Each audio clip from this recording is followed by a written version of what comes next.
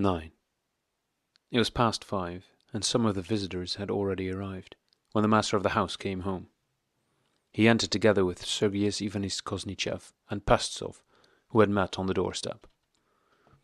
These two were the chief representatives of the Moscow intellectuals, as Oblonsky called them. Both were men respected for their characters and abilities. They respected one another, but in almost everything they were completely and hopelessly at variance. Not because they belonged to different schools of thought, but just because they belonged to one camp. Their enemies confused them one with the other, and in that camp each of them had his own shade. And as there is nothing less amenable to agreement than disagreement on semi-abstract themes, they not only disagreed in their opinions, but had long been accustomed, without anger, to ridicule each other's incorrigible delusions. They were entering when Oblonsky overtook him, and were talking about the weather. Prince Alexander Dmitri Shcherbátsky and young Shcherbátsky, Turovtsin, Kitty, and Karenina were already in the drawing room. Oblonsky noticed at once that, without him, things were going badly in the drawing room. His wife in her gala dress, a grey silk, evidently worried both about the children who would have to dine alone in the nursery, and about her husband who had not returned, had not managed, in his absence, to mix the guests properly. They all sat like a parish priest's wife visiting, as the old Prince Shcherbátsky expressed it, evidently puzzled as to why they were all assembled there, and forcing out words in order not to remain silent. The good-natured Turovtsin clearly felt quite out of it, and the smile on his thick lips, with which he met Oblonsky, said as clearly as words, "Well, my friend, you have planted me among the clever ones. To have a drink at the Château des Fleurs would be more in my line." The old prince sat silent, his shining eyes looking askance at Karenina, and Oblonsky saw that he had already prepared some remark wherewith to polish off that dignitary of state, whom people were invited to as to a dish of sturgeon. Kitty leapt looking toward the door, gathering courage not to blush when Constantine Levin should enter. Young Shcherbátsky, who had not been introduced to Karenina, tried to look as if this did not make him feel at all awkward. Karenina himself, as the Petersburg way is when one dines with ladies, was in evening dress with a white tie, and Oblonsky saw by his face that he had come only to keep his promise, and by being in that company was fulfilling an unpleasant duty. He was the chief cause of the iciness which had frozen all the visitors till Oblonsky's arrival. On entering the drawing room, Oblonsky made his excuses, explaining that he had been kept by the particular prince who was his usual scapegoat whenever he was late or absent. And in a moment he had reintroduced everybody, and having brought Karenina and Koznichev together, he started them off on the subject of the Russification of Poland, and they immediately caught on, Pestsov joining them. Having patted Turovtsin on the shoulder, he whispered something funny in his ear, and got him to sit down next to Dolly and the old prince. Then he told Kitty that she was looking very nice, and introduced young Shcherbátsky to Karenina. In a moment he had kneaded all that society dough in such a way that the drawing-room was in first-rate form, and was filled with animated voices. Only Constantine Levin had not arrived. However, that was all for the best, for Oblonsky, on looking in at the dining-room, saw to his horror that the port wine and sherry were from the Prat and not from Levay, and having given orders to send the coachman as quickly as possible to Levay, he turned to go back to the drawing-room. But he met Levin at the door. "I'm not late?" "As if you ever could help being late," said Oblonsky, taking his hand. "Are there many people here? Whom have you got?" asked Levin with a blush, knocking the snow off his cap with his glove. "All our own people. Kitty is here. Come, I will introduce you to Karenina." Oblonsky, in spite of being liberal, knew that to be acquainted with Karenina could not but be an honour, and therefore treated his best friends to that honour. But at that moment, Constantine Levin was not in a state fully to appreciate the pleasure of such an acquaintance. He had not seen Kitty since the memorable evening when he had met Vronsky, excepting for that one moment when he had caught sight of her on the high road. In the depths of his soul, he had felt sure that he should meet her that evening. But to maintain his freedom of thought, he had tried to assure himself that he did not know it. Now, when he heard that she was here, he was suddenly filled with such joy, and at the same time with such fear, that it took away his breath, and he could not utter what he wished to say. What was she like? The same as before, or as she was that morning in the carriage? What if Darya Alexandrovna had spoken the truth? Why should it not be true? He thought. "Oh, do introduce me to Karenina," he brought out with difficulty, and with despairing determination he entered the drawing-room and saw her. She was not as she had been before, nor as he had seen her in the carriage. She was quite different. She was frightened, shy, shamefaced, and therefore even more charming. She saw him as soon as he entered. She had been waiting for him. She was filled with joy, and that joy made her feel so confused that for a moment when, as he was approaching the hostess, he again glanced at her, Kitty herself, he, and Dolly all thought she would not be able to control herself, but would burst into tears. She blushed again, and quite rigid, with only her lips quivering slightly, sat waiting for him. He came up, bowed, and silently held out his hand. Had it not been for the light quivering of her lips and the moisture that made her eyes brighter, her smile would have appeared almost calm when she said, "What a long time it is since we saw one another," while with a desperate resolve her cold hand pressed his. "You've not seen me, but I saw you," said Levin with a beaming smile of joy. "I saw you on your way to Ergushevo from the station." "When?" she asked him with surprise. "You were driving to Ergushevo," said Levin, feeling that the happiness with which his heart was overflowing was taking his breath away. How did I dare to connect anything that was not innocent with this pathetic being? Yes, what Darya Alexandrovna told me seems to be true, he thought. Oblonsky took his arm and led him up to Karenina. "Let me introduce you," and he gave their names. "Very pleased to meet you again," said Karenina coldly, as he shook hands with Levin. "Are you acquainted?" asked Oblonsky with surprise. "We spent 3 hours together in a railway carriage," said Levin with a smile. "But we parted, filled with curiosity, as people do after a masquerade. At any rate, I did." "Dear me, if you please," said Oblonsky, motioning them toward the dining room.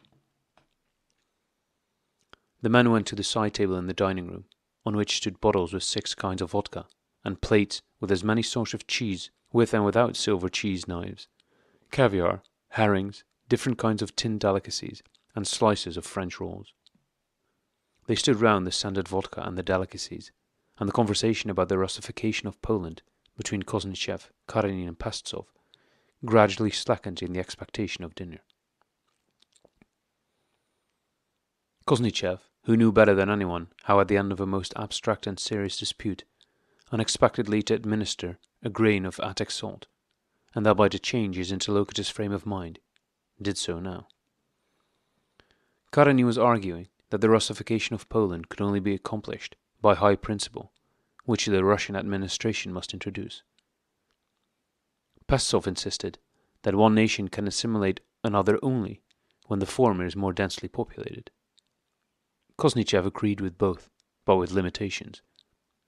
When they had left the drawing-room, Koznichev, to finish the conversation, remarked with a smile, "Consequently, for the Russification of the alien nationalities, there is but one means, to breed as many children as possible.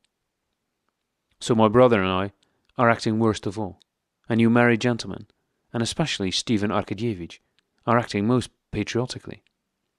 How many have you got?" he asked, turning to the host with a kindly smile and holding out a tiny wine-glass to be filled. Everybody laughed, and Oblonsky most merrily of all.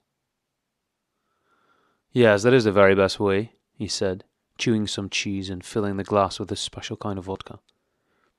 And the conversation was really ended by the joke. "This cheese is not bad.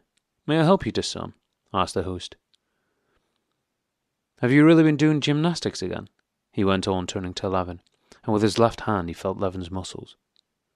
Levin smiled, tightening his arm, and under Oblonsky's fingers a lump like a Dutch cheese and hard as steel bulged out beneath the fine cloth of Levin's coat. Here's a biceps, a real Samson. I expect great strength is needed for bear hunting, said Karenina, who had the vaguest notions about sport, as he helped himself to cheese and broke a slice of bread, cut as fine as a cobweb. Levin smiled. None at all. On the contrary, a child can kill a bear, he said, making room, with a slight bow, for the ladies who were coming up to the side table with the hostess. You've killed a bear, I hear? Said Kitty, vainly trying to catch a wayward, slippery pickled mushroom with her fork, and so shaking the lace of her sleeve, through which her arm gleamed white. Have you any bears near your estate? She added, turning her lovely little head toward him and smiling.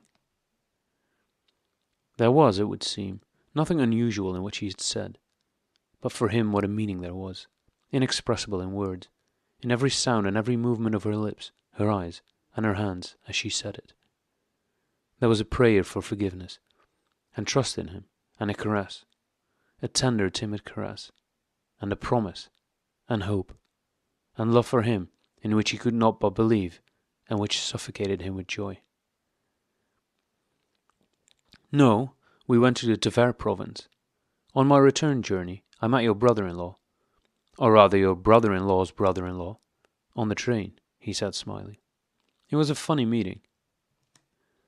And gaily and amusingly, he told how after not sleeping all night, he, in his sheepskin coat, had rushed into Karenin's compartment. The guard, regardless of the proverb, judged me by my clothes, and wished to turn me out, but I began to use long words, and... You too, he went on, turning to Karenin, whose Christian name and patronymic he had forgotten. Judging me by my peasant coat, were going to turn me out, but afterwards you took my part, for which I am very grateful. The rights of passengers to a choice of seats are very ill defined, said Karenin, wiping the tips of his fingers on his handkerchief. I noticed that you were not quite sure what to make of me, said Levin with a good-natured smile. So I hastened to start an intellectual conversation, to expiate my sheepskin. Koznitchev, while continuing his conversation with the hostess, listened with one ear to his brother, turning his eyes toward him, and thought, What has happened to him today? He behaves like a conqueror. He did not know that Levin felt as if he had grown a pair of wings. Levin knew that she was listening to his words, and liked hearing him, and that was the only thing he cared about. Not only in that room, but in the whole world there existed for him nothing but Kitty and himself, and he had now acquired a great significance and importance. He felt himself at a height that made him giddy, and there, somewhere far below, were all these good, excellent Karenins, Oblonskys, and the rest of the world. Quite casually, without looking at them, and just as if there was no other place to put them, Oblonsky placed Levin and Kitty side by side. Well, you might sit here, he said to Levin. The dinner was as good as the dinner service, a thing of which Oblonsky was a connoisseur. The soup, Marie-Louise, had succeeded to perfection. The tiny pasties melted in one's mouth and were flawless. Two footmen and Matthew, wearing white ties, manipulated the food and the wines unostentatiously, quietly and quickly. The dinner was a success on the material side, and no less so on the non-material side. The conversation, sometimes general and sometimes tete-a-tete, never ceased, and toward the end became so animated that the men left the table without ceasing to talk, and even Karenin was infected. 10. Pestsov liked to bring his discussions to a finish, and had not been satisfied with Koznitchev's remark, especially as he felt the fallacy of his own opinion. I did not mean, he began over his soup, addressing Karenin, the density of population alone, but that, combined with firm foundations. It is not principles that count. It seems to me, replied Karenina deliberately and languidly, "that it is one and the same thing. In my opinion, only that nation which is more highly developed can influence another. Only that." "But the question is," interrupted Pastitsov in his deep voice. He was always in a hurry to speak, and always seemed to stake his whole soul on what he was talking about. "What does higher development consist of? The English, the French, or the Germans? Which of them is more highly developed? Which will nationalize the other? We see that the Rhine has become Frenchified, yet the Germans do not stand on a lower level," he shouted. "There is some other law." "I think that the influence will always be on the side of the truly educated," said Karenin, slightly raising his eyebrows. "But what should we consider to be the signs of true education?" said Pastitsov. "I fancy that those signs are well known," replied Karenin. "Are they fully known?" intervened Kosnichev with a subtle smile. "At present, a purely classical education is regarded as the only real education. But we hear lively discussions from both sides, and cannot deny that the opposite view has many arguments in its favour." "You are a classic, Sergei Ivanitch. Have a glass of claret," said Oblonsky.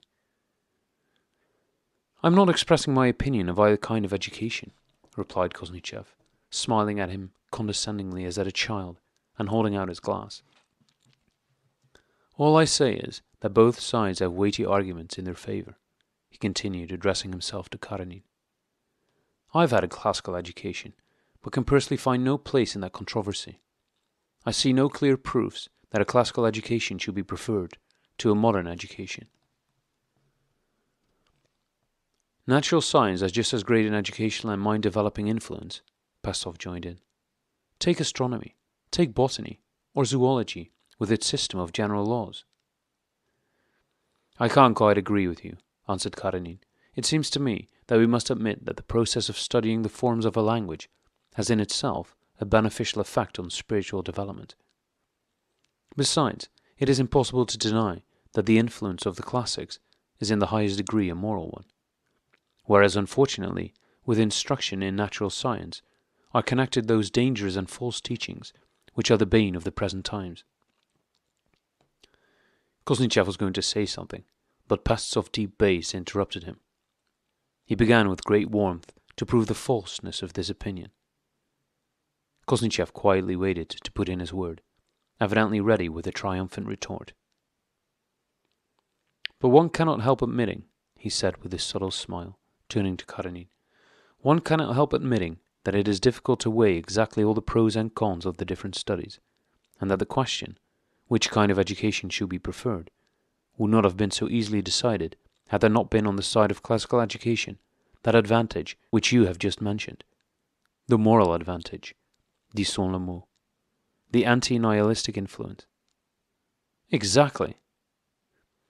Were it not for the advantage of this anti-nihilistic influence on the side of classical education, we should have considered the question longer, and should have weighed the arguments on both sides," said Kosnichev, subtly smiling. "We should have given a free field to both systems.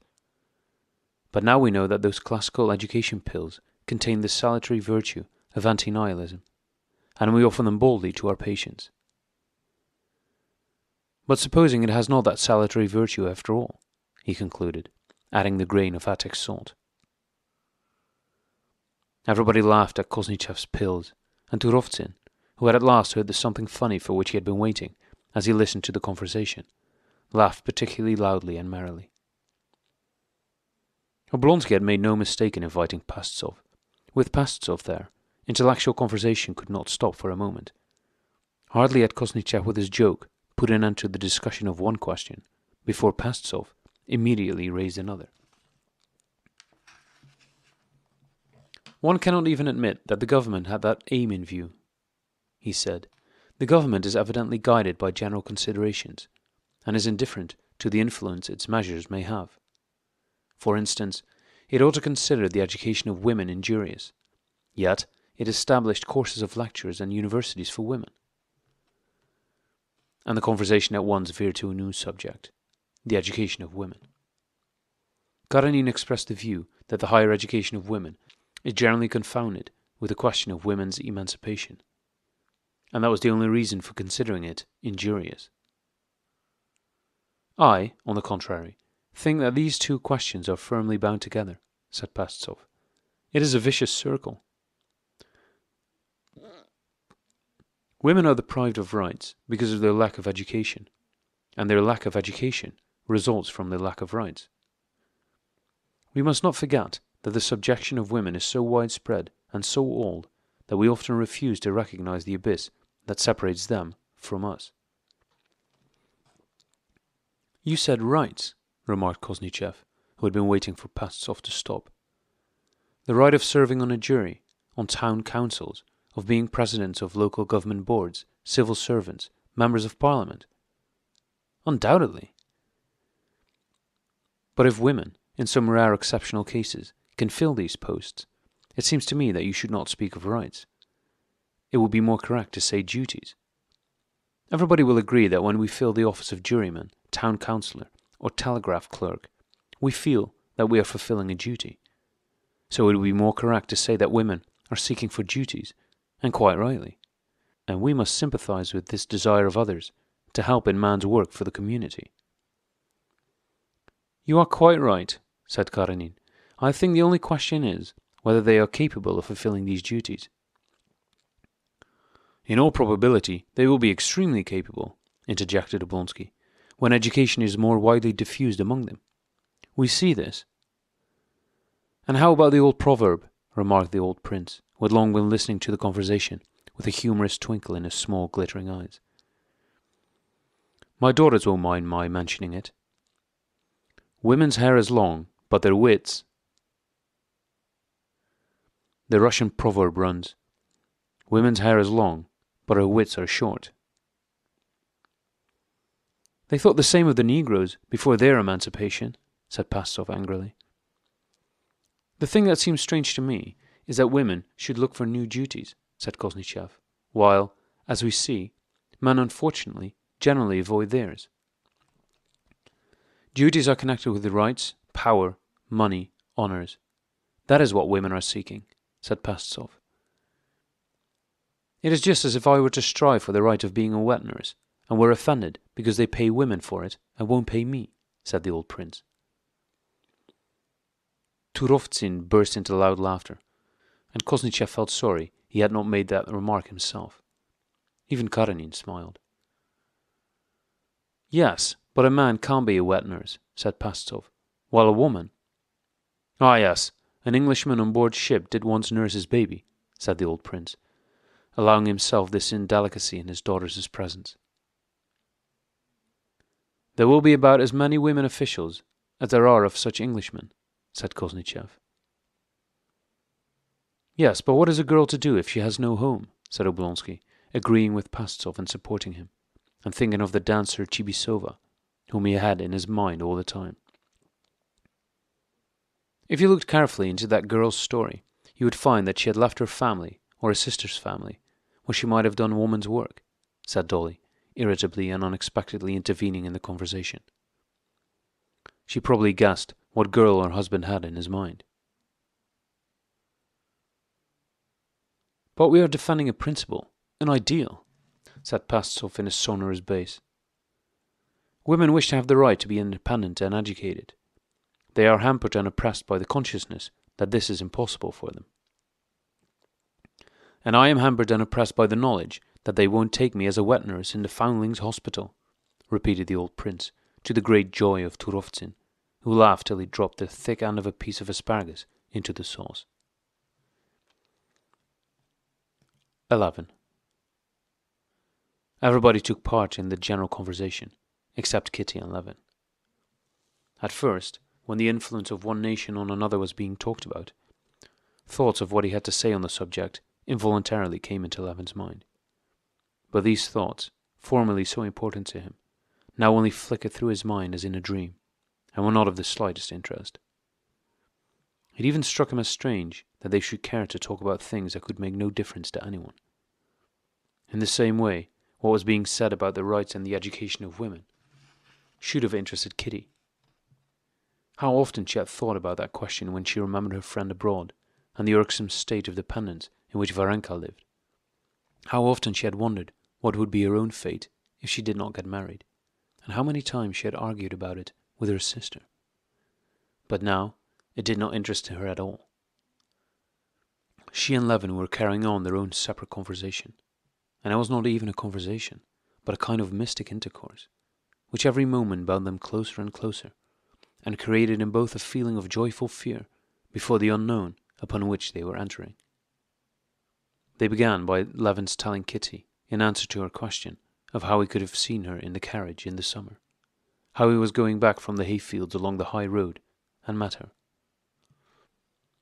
It was early in the morning. I expect you had only just woken up. Your mother was asleep in her corner. It was a lovely morning. I was going along and wondering who that could be in a 4-horsed coach, a splendid team with bells, and for an instant you appeared, and I saw you at the window sitting like this, holding the strings of your cap with both hands, and thinking very deeply about something, he said, and smiled. How I wish I knew what you were thinking about. Something important? Was I not very untidy? She thought. But seeing the rapturous smile which the recollection of these details evoked, she felt that the impression she had produced was a very pleasing one. She blushed and laughed joyously. I really don't remember. How pleasantly Turufzin laughs, said Levin, looking with pleasure at his moist eyes and shaking body. Have you known him long? Asked Kitty. Who does not know him? I see you think he's a bad man. Not bad, but a mere cipher. He is not. Change your opinion quickly, said Kitty. I too did not think much of him, but he is a dear fellow and wonderfully kind-hearted. He has a heart of gold. How did you manage to find out his heart? He and I are great friends. I know him very well. Last winter, soon after you came to us, she said with a penitent and at the same time a trustful smile. Dolly's children all had scarlet fever, and he happened to call. And fancy, she went on in a whisper, he was so sorry for her that he stopped and helped her to nurse the children. Really, he stayed 3 weeks in the house and looked after the children like a nurse. I'm telling Constantine Dmitrich about Turufzin and the scarlet fever, she said, leaning over toward her sister. Yes, it was wonderful. He is splendid, said Dolly, looking toward Turufzin, who felt that he was being talked about, and giving him a gentle smile. Levin looked at Turufzin again, and wondered how it was he had failed to realize what a charming man he was. I'm sorry, very sorry. I shall never again think ill of anyone, he said merrily, expressing what he sincerely felt at the moment. 12. In the conversation which had been begun on the rights of women, there were raised some questions not freely to be discussed in the presence of ladies concerning the inequalities of marriage relations. Pestsov more than once during dinner-time flew at these questions, but Kosnichev and Oblonsky carefully diverted him from them. When they rose from table and the ladies had left the room, Pestsov did not follow them, but turned to Karenin and began to state the chief cause of inequality. The inequality between husband and wife, in his opinion, lay in the fact that the infidelity of a wife and that of a husband were unequally punished both by law and by public opinion. Oblonsky hurriedly offered Karenin a cigar. No, I don't smoke, quietly replied Karenin, and, as if wishing to show that he was not afraid of the conversation, he turned with a cold smile to Pestsov. I imagine that the cause of the prevailing opinion lies in the very nature of things, he said, and was about to go to the drawing-room, but Turufzin quite unexpectedly addressed him. Have you heard about Pryachnikov? Said Turufzin, animated by the champagne he had drunk, and impatient to break his silence, which had long oppressed him. And with a kindly smile on his moist and rosy lips, he went on addressing himself chiefly to Karenin, the principal guest. Vasya Pryachnikov, as I was told today, has fought a duel with Kivitsky and killed him. As one always seems to knock a sore place, so that day Oblonsky felt that unfortunately the conversation kept striking Karenin's sore place. He again made an attempt to draw his brother-in-law away, but Karenin himself asked with interest, What did Pryachnikov fight about? His wife. He behaved like a brick, challenged the other, and killed him. Oh? Said Karenina indifferently, and raising his eyebrows, he went to the drawing room. I'm so glad you came, said Dolly with a frightened smile, as she met him in the sitting room, through which he had to pass. I must speak with you. Let us sit down here. Karenin, with the same look of indifference, produced by his raised eyebrows, sat down beside her and feigned a smile. Yes, he said, especially as I wish to ask you to excuse me for having to go away at once. I am leaving Moscow tomorrow. Dolly was firmly convinced of Anna's innocence, and felt herself growing pale, and her lips trembling from anger with this cold, unfeeling man, who so calmly intended to ruin her innocent friend. Alexis Alexandrovitch, she said, looking into his eyes with desperate determination. I asked you about Anna, and you did not give me an answer. How is she? I think she's well, Darya Alexandrovna, replied Karenin without looking at her. Alexis Alexandrovitch, forgive me. I have no right to... But I love Anna like a sister, and respect her. And I implore you to tell me what has happened between you. What do you accuse her of? Alexis Alexandrovitch winced, and almost closing his eyes, bowed his head. I expect your husband has told you the reasons which make me consider it necessary to change my former relations with Anna Arkadyevna, he said without looking in her eyes, discontentedly eyeing Shcherbatsky, who was passing through the sitting room. I don't believe it. I cannot believe it, Dolly said, clasping her bony hands with an energetic movement. She rose quickly, put her hand on Karenin's sleeve, and said, We shall be disturbed here. Come this way, please. Dolly's excitement affected Karenin. He rose and obediently followed her into the schoolroom. They sat down at the table covered with leather cloth, all cut about with penknives. I don't believe it. I don't, she uttered, trying to catch his eyes, which avoided hers. One can't disbelieve facts, Darya Alexandrovna, said he, emphasizing the word facts. But what has she done? Asked Darya Alexandrovna. What is it she has done? She has despised her duties and betrayed her husband. That is what she has done, he said. No, it can't be. No, for God's sake, you are mistaken, said Dolly, raising her hands to her temples and closing her eyes. Karenin smiled coldly with his lips only, wishing to prove to her and to himself the firmness of his conviction. But this passionate defence, though it did not shake him, lacerated his wound. He began speaking with more animation. It is difficult to make a mistake when a wife herself announces to her husband that 8 years of married life and a son have all been an error, and that she wants to begin life from the beginning again, he said crossly, sniffling. Anna and vice. I cannot combine them. I cannot believe it. Darya Alexandrovna, he said, now looking straight at Dolly's kind, excited face, and feeling his tongue involuntarily loosened. I would give much for the possibility of doubting. While I was in doubt, it was hard, but not so hard as it is now. While I doubted, I had hope. But now there is no hope left, and all the same, I doubt everything. I doubt everything so much that I hate my son, and sometimes believe he is not my son. I am very unhappy. There was no need for him to say this. Dolly had understood it as soon as he looked her in the face. She felt sorry for him, and her faith in her friend's innocence was shaken. Oh, it is terrible, terrible. But can it be true that you have decided on a divorce?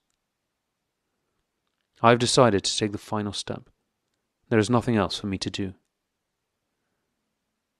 Nothing to do, she muttered with tears in her eyes. No, there is something else to do, she said. That is just what is so terrible in this kind of grief, that you can't do, as in all other troubles, losses or deaths. Just bear your cross, but here you must act, he said, as if guessing her thoughts. You must come out of the degrading position in which you are placed. It is impossible to live three together. I understand very well, said Dolly, and her head dropped. She was silent, thinking of herself and her own sorrow. And then suddenly and energetically she raised her head and folded her hands as in prayer. But wait, you are a Christian. Think of her. What will become of her if you throw her off? I have thought, Darya Alexandrovna, and have thought deeply, said Karenin. His face flushed in blotches, and his dim eyes looked straight at her. Dolly now pitied him with all her heart. I did that very thing when she herself informed me of my shame. I let everything go on as before. I gave her a chance to turn over a new leaf, and I tried to save her. With what result? She disregarded my very easy demand, that she should observe the proprieties, he went on, getting heated. One may save a person who does not wish to perish, but if a nature is so spoilt and depraved that it regards ruin as salvation, what can one do? Anything but divorce, answered Dolly. But what is anything? No, this is too awful. She will be nobody's wife. She will be ruined. What can I do? Said Karenin, shrugging his shoulders and raising his eyebrows. The recollection of his wife's last delinquency irritated him so much that he again became as cold as he had been at the beginning of the conversation. I am very grateful for your sympathy, but it is time for me to go, he said, rising. No, wait a bit. You should not ruin her. Wait a bit. I will tell you about myself. I married, and my husband deceived me.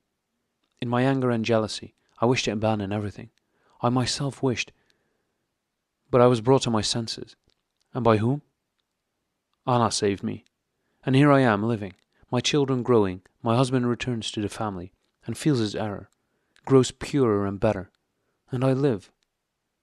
I have forgiven, and you must forgive. Karenin listened, but her words no longer affected him. All the bitterness of the day when he decided on a divorce rose again in his soul.